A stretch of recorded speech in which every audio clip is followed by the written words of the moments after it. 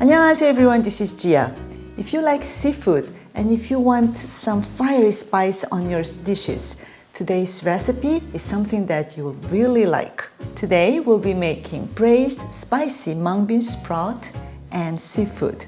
Many people believe that cooking seafood can be quite challenging, but today I'm here to share a little secret with you. You can make a delicious seafood dish quite easily using a frozen seafood mix. I would like to start with preparing the sauce first. Begin by mincing the garlic. You'll need a tablespoon of garlic, so mince 2 to 3 cloves of garlic. Next, grate or finely chop the ginger.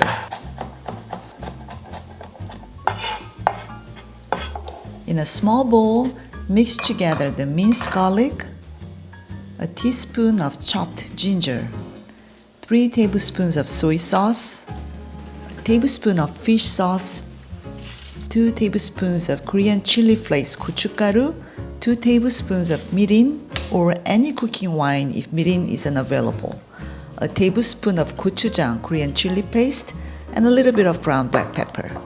Mix them well and set them aside for about 10 minutes. In a large pan, place the frozen seafood directly into the pan and add a small amount of water to ensure proper thawing. Heat the pan over medium heat. Stir the seafood with a spoon until they're halfway thawed. Now, place the washed mung bean sprouts into the pan and add the sauce. Cover it with a lid and let it cook for approximately 3 minutes. Meanwhile, prepare a potato starch mixture to give a good consistency to this dish.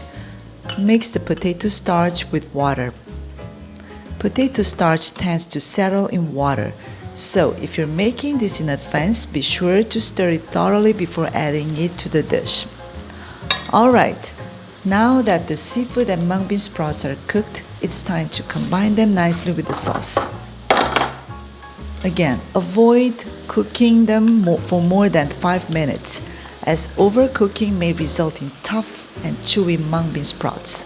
When it's nearly done, mix the potato starch mixture thoroughly and pour it over the pan. Add sliced green onion and then turn off the heat. Finally, add a splash of sesame oil before serving. In Korean cuisine, bean sprouts are commonly used in this dish.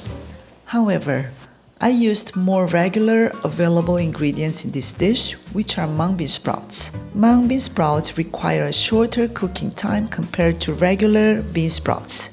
Therefore, prepare all the ingredients in advance and cook them swiftly. If you want them to taste crunchier, don't leave them on the fire for a long time. See you next time.